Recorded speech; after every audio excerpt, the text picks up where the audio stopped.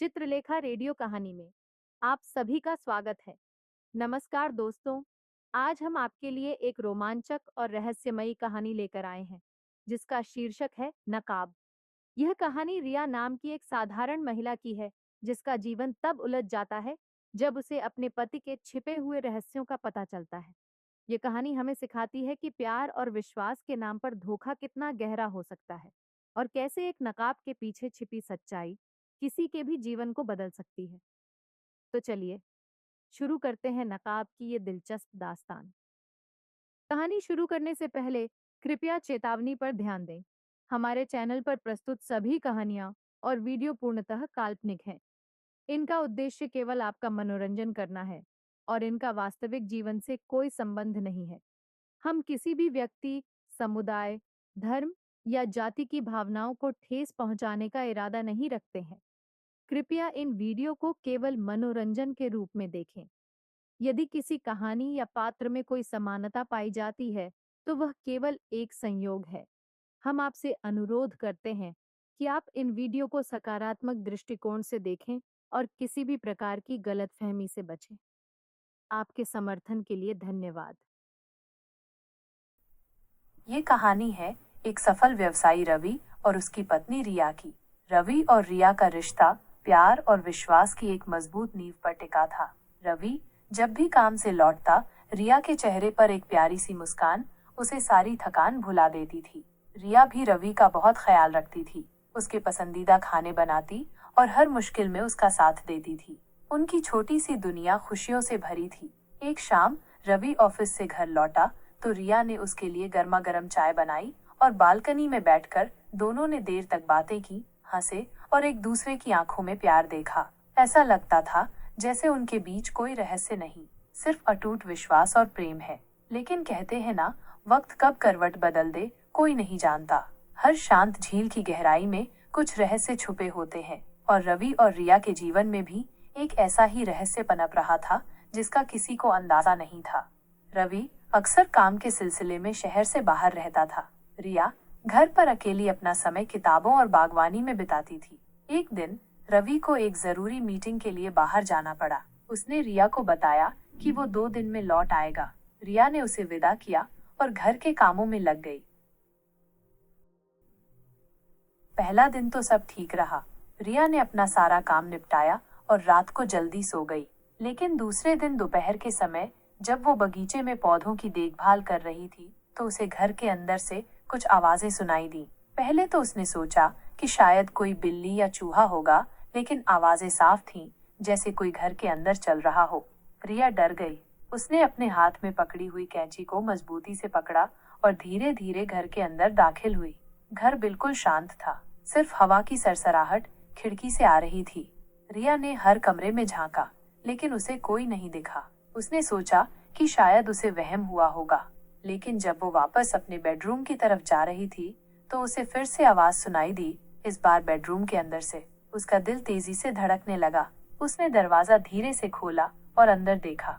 कमरे की खिड़की खुली थी और पर्दे हवा में लहरा रहे थे। कमरे में कोई नहीं था, लेकिन रिया की नजर एक चीज पर पड़ी। उसकी अलमारी का एक दराज थोड़ा सा खुला हुआ था। ये दराज, जिसमें वो अपने जरूरी कागजात और कुछ पुरानी तस्वीरें रखती थी, हमेशा बंद रहता था। रिया को याद आया कि उसने खुद सुबह इसे बंद किया था।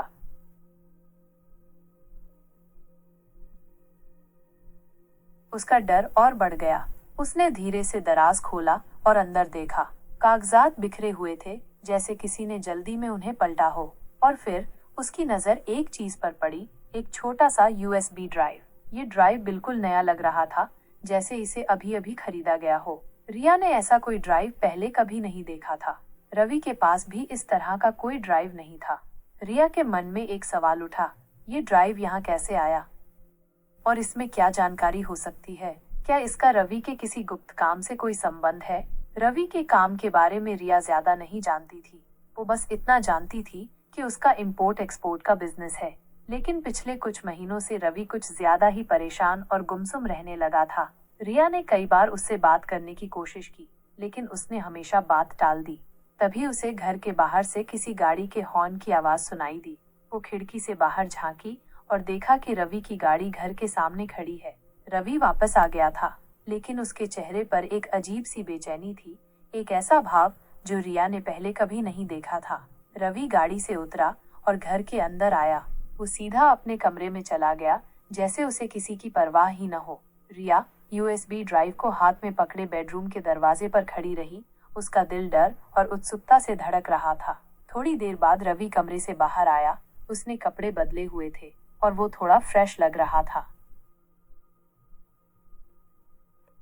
मैं बहुत थक गया हूँ, रवि ने कहा एक बनावटी मुस्कान के साथ। चलो खाना खाते हैं। रिया का मूड बदल गया था। वो गंभीर हो गई थी। आज बाहर से मंगवा लेते हैं, उसने कहा। उसकी आवाज में एक अजीब सी कठोरता थी। रवि ने रिया के चेहरे को देखा। शायद उसकी उदासी को भांप गया था, पर कुछ नहीं बोला। घर में एक अजीब सी खामोशी और बेचैनी थी। रवि ने बाहर से खाना मंगवाया और फिर अपने कमरे में चला गया। रिया ने उससे कुछ बात करने की कोशिश की, लेकिन रवि ने ऐसे जताया जैसे वो बहुत थका हुआ हो, और वो चुप हो गई। कुछ ही देर में दरवाजे की घंटी बजी और खाना आ गया। रिया ने दरवाजा खोला, खाने का पैकेट लिया और डाइनिंग टेबल पर खाना लगाया। टेबल पर खाना तो सज गया था, लेकिन कमरे में एक अजीब सी खामोशी छाई हुई थी। दोनों बैठे तो थे, पर जैसे उनके बीच एक अदृश्य दीवार खड़ी हो गई थी। रवि का ध्यान खाने पर बिल्कुल नहीं था। उसकी नजरें बेचैनी से इधर उधर घूम रही थी, जैसे किसी खोई हुई चीज को तलाश रही हो। तभी उसकी निगाहें टेबल पर पड़ी, उस छोटे से यूएसबी ड्राइव पर जा टिकी, जो रिया के हाथ के पास ही पड़ा था। पल भर में रवि का चेहरा जैसे रंग बदल गया। उसकी आंखों में डर और घबराहट की एक लहर साफ दिखाई दे रही थी, और उसका हाथ इस तरह कांपने लगा जैसे किसी ने उसे बिजली का झटका दे दिया हो। रिया, वो हकलाते हुए बोला, ये तुम्हें कहाँ से मिला? रिया ने शांत स्वर में कहा, ये हमारे बेडरूम के दराज में था। कागजात बिखरे हुए थे और ये वहीं पड़ा था। उसने रवि के चेहरे को ध्यान से देखा। ये क्या है रवि, और तुम इतने परेशान क्यों हो? रवि ने एक गहरी सांस ली, अपनी घबराहट को छुपाने की पूरी कोशिश करते हुए एक बनावटी मुस्कान चेहरे पर लाने का प्रयास किया। ये एक जरूरी डेटा स्टोरेज डिवाइस है, उसने कहा। उसकी आवाज अब भी थोड़ी कांप रही थी। ये मेरे बिजनेस का कुछ सेंसिटिव डेटा है, क्लाइंट्स की कुछ डिटेल्स है, बस थोड़ी सी गोपनीय जानकारी है। लेकिन ये हमारे बेडरूम में क्या कर रहा था? रिया ने पूछा। उसकी आंखों में संदेह साफ झलक रहा था। और तुमने इसे इतनी लापरवाही से क्यों रखा था? ये तो हमेशा लॉक रहता है। रवि ने नजरें नीची कर ली। अरे हाँ, याद आया, वो थोड़ा घबराकर बोला। दरअसल एक जरूरी कॉल आ रही थी, जल्दी में यहीं रख दिया था, फिर बिल्कुल भूल ही गया। बड़ी मुश्किल से याद आया। थैंक गॉड मिल गया। उसने राहत की झूठी सांस ली। ये बहुत जरूरी है रिया, बिजनेस का मामला है, समझो। इसे किसी के हाथ नहीं लगना चाहिए। उसने ड्राइव उठाई और उसे अपनी जेब में रखते हुए चारों ओर देखा, जैसे कोई देख रहा हो। रिया रवि के इस बनावटी रवैये को समझ रही थी। उसे साफ पता चल रहा था कि वो कुछ छुपा रहा है। उसकी बातों में सच्चाई की कमी थी और उसका घबराहट भरा व्यवहार सब कुछ बयां कर रहा था। लेकिन उसने उस वक्त और कुछ नहीं कहा। वो जानती थी कि अभी बात करने का सही समय नहीं है। उसने फिलहाल के लिए इस बात को यहीं छोड़ देने का फैसला किया। दोनों ने चुपचाप खाना खाया। खाने के बाद रवि तुरंत अपने कमरे में चला गया, दरवाजा बंद करके। रिया डाइनिंग टेबल पर बैठी रही। उसका मन सवालों से भरा हुआ था। वो जानती थी कि इस ड्राइव में कुछ ऐसा है जो रवि उससे छुपा रहा है, और वो ये जानने के लिए बेचैन थी कि वो क्या है।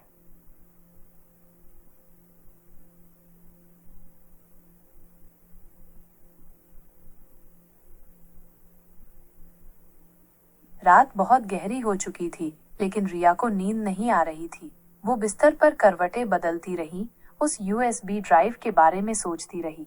आखिरकार उसने फैसला किया कि उसे सच जानना ही होगा। वो धीरे से उठी और रवि के कमरे की तरफ गई। दरवाजा बंद था, लेकिन अंदर से कुछ आवाजें आ रही थीं, जैसे कोई कंप्यूटर पर टाइप कर रहा हो। रिया ने दरवाजे पर कान लगाया। आवाजें साफ सुनाई दे रही थीं। रवि कुछ टाइप कर रहा था और साथ ही किसी से फोन पर बात भी कर रहा था। रिया ने ध्यान से सुनने की कोशिश की। हाँ, वो ड्राइव मिल गया है। नहीं, उसे कुछ पता नहीं चला, लेकिन मुझे डर है। अगर उसे कुछ शक हो गया तो रवि की आवाज धीमी थी, लेकिन साफ सुनाई दे रही थी। हमें जल्द ही कुछ करना होगा। ये बहुत खतरनाक हो सकता है। रिया का दिल तेजी से धड़कने लगा। रवि किससे बात कर रहा था और वो क्या खतरनाक हो सकता था। उसने दरवाजे पर और जोर से कान लगाया, लेकिन रवि ने फोन काट दिया था। अब सिर्फ टाइपिंग की आवाज आ रही थी। रिया डर के मारे पीछे हट गई। वो अपने कमरे में वापस चली गई और बिस्तर पर लेट गई। उसका दिमाग सवालों से भरा हुआ था। रवि किस मुसीबत में फंसा हुआ है और वो उससे क्या छुपा रहा है? क्या उसका कोई खतरा है? अगली सुबह रवि जल्दी उठ गया और बिना कुछ कहे घर से निकल गया। रिया ने उसे रोकने की कोशिश की, लेकिन उसने कोई जवाब नहीं दिया। वो बहुत परेशान लग रहा था। रिया घर में अकेली रह गई। उसका मन और भी बेचैन हो गया।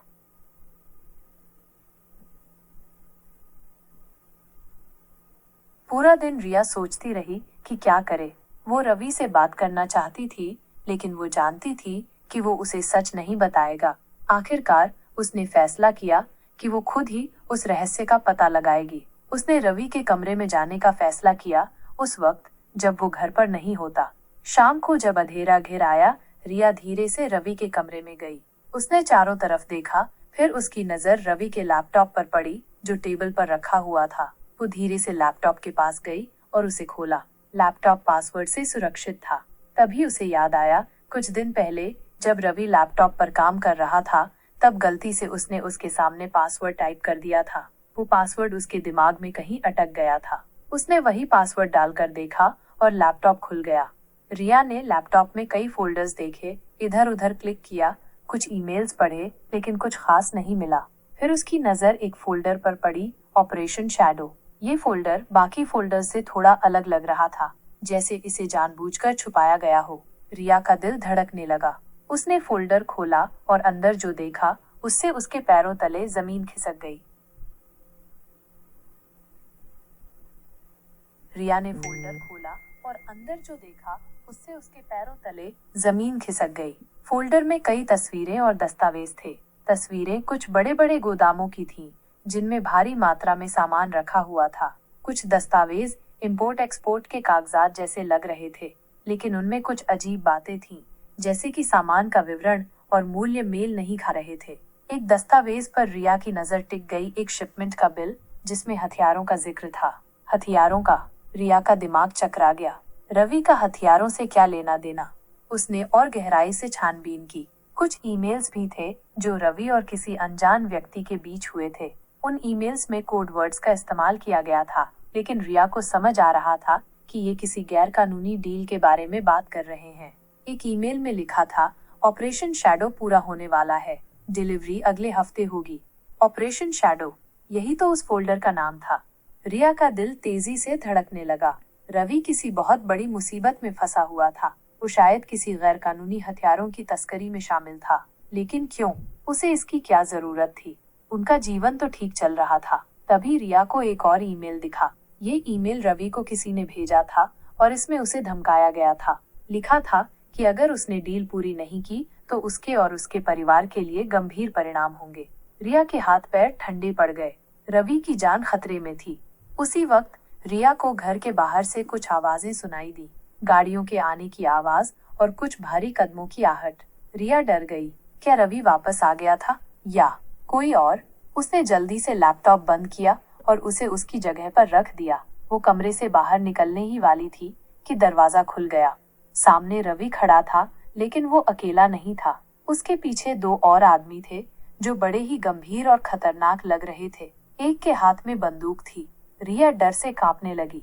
रवि की नजर रिया पर पड़ी। उसके चेहरे पर डर और गुस्सा दोनों थे। तुम यहाँ क्या कर रही हो? उसने कठोर स्वर में पूछा। रिया कुछ बोल नहीं पाई। उसकी नजर उस बंदूक पर टिकी हुई थी। मैंने तुमसे कहा था कि इसमें मत पड़ो, रवि बोला। उसकी आवाज में अब गुस्सा और भी बढ़ गया था। उसने रिया के पास आने की कोशिश की। उसे शांत करने के अंदाज में बोला, रिया सुनो मेरी बात, ये सब तुम्हारे लिए नहीं है, तुम समझ नहीं रही हो। लेकिन रिया डर से कांप रही थी। उसकी आंखों में आंसू थे। वो रवि की किसी भी बात पर विश्वास नहीं कर पा रही थी। वो उस आदमी को पहचान ही नहीं पा रही थी जिससे उसने प्यार किया था। तुम ये क्या कर रहे हो? वो बस इतना ही कह पाई। रवि का चेहरा और कठोर हो गया। उसने अपने साथियों की तरफ देखा। इसे अंदर ले चलो, उसने कहा। तभी उन दोनों आदमियों में से एक ने आगे बढ़कर रिया का हाथ पकड़ा।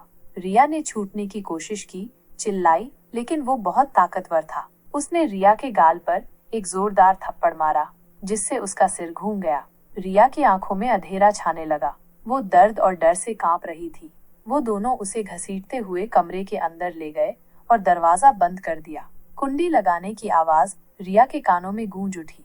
रिया कमरे में बंद थी, अकेली और डरी हुई। उसका शरीर कांप रहा था, सांसें तेज चल रही थीं। उसे लग रहा था जैसे उसका दम घुट रहा है। वो दीवार के सहारे नीचे बैठ गई, अपने हाथों से अपना चेहरा ढक लिया।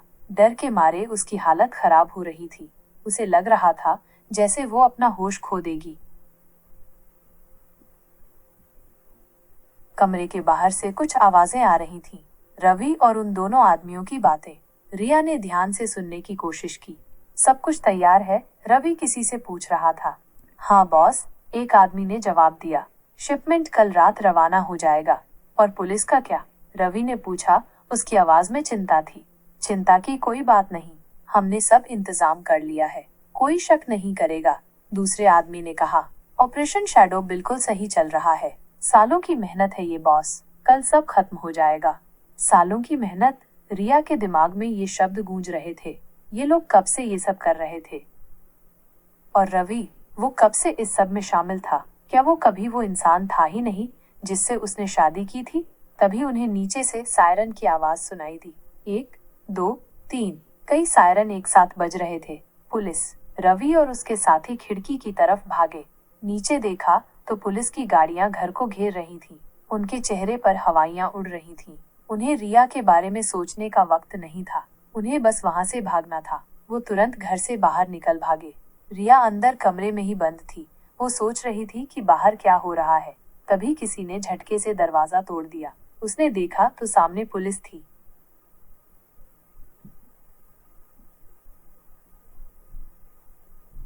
नीचे सायरन की आवाज सुनकर रवि और उसके साथी घबरा गए।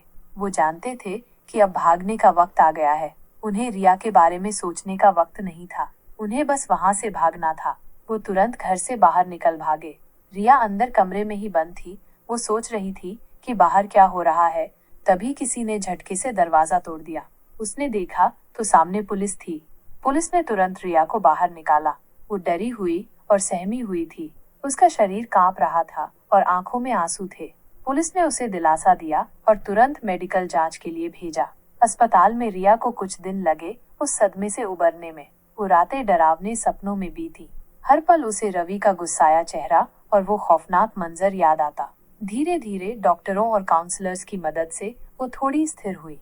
फिर एक दिन पुलिस स्टेशन से बुलावा आया। इंस्पेक्टर ने रिया से पूछताछ शुरू की। रिया, इंस्पेक्टर ने कहा, हमें कुछ बातें जाननी है। आप रवि को कैसे जानती हैं? रिया की आंखों में फिर से आंसू आ गए। उसने अपनी कहानी बताई। हमारी मुलाकात एक कॉमन फ्रेंड के थ्रू हुई थी, एक पार्टी में। मुझे वो बहुत आकर्षक लगा था। बात शुरू हुई और फिर प्यार हो गया। सब कुछ बहुत जल्दी हुआ। हमने सिर्फ 4 महीने डेट किया और फिर शादी कर ली। 2 महीने पहले ही हमारी पहली सालगिरह थी। उसकी आवाज भर्रा गई।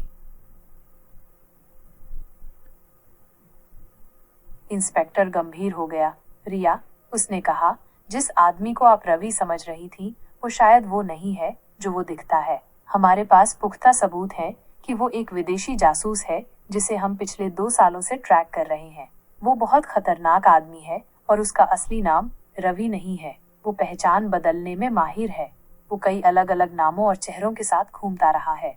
हमने सुना है कि वो कई बार बड़ी चालाकी से पुलिस की नजरों से बच निकला है। एक बार तो उसने एक सरकारी वैज्ञानिक के अपहरण की कोशिश की थी ताकि वो उससे कुछ गोपनीय जानकारी हासिल कर सके, लेकिन हमारी टीम के पहुंचने से पहले ही वो गायब हो गया।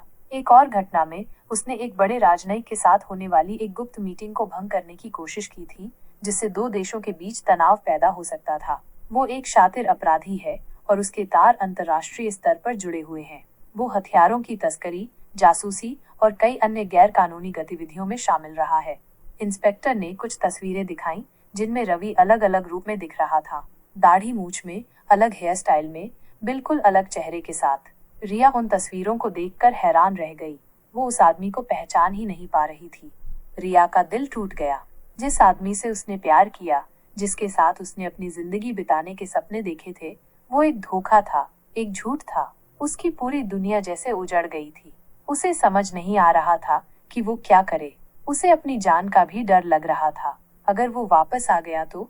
पुलिस ने उसे आश्वासन दिया कि वो उसकी सुरक्षा का पूरा ध्यान रखेंगे, लेकिन रिया का डर कम नहीं हुआ। उसकी आंखों में आंसू थे और भविष्य अंधकार में लग रहा था। उसकी पूरी जिंदगी रहस्य के साए में ढंग गई थी। वो नहीं जानती थी कि अब वो क्या करेगी, कहाँ जाएगी, कैसे जिएगी। रवि के धोखे ने उसे अंदर तक हिलाकर रख दिया था और वो हमेशा डर के साए में जीती रहेगी। मुझे विश्वास है कि नकाब की इस कहानी ने आपको सोचने पर विवश किया होगा। हमारे समाज में ऐसी कई घटनाएं घटित होती हैं जो हमारी नजरों से ओझल रहती हैं। इसलिए सतर्क रहना अत्यंत आवश्यक है। आपकी प्रतिक्रिया हमारे लिए बहुमूल्य है। कृपया टिप्पणी करके हमें बताएं कि आपको यह कहानी कैसी लगी। वीडियो को लाइक और साझा करना ना भूलें। और यदि आप इसी प्रकार की अन्य कहानियां सुनना चाहते हैं तो हमारे चैनल को सब्सक्राइब करें। हम जल्द ही फिर मिलेंगे एक नई कहानी के साथ। तब तक के लिए अलविदा।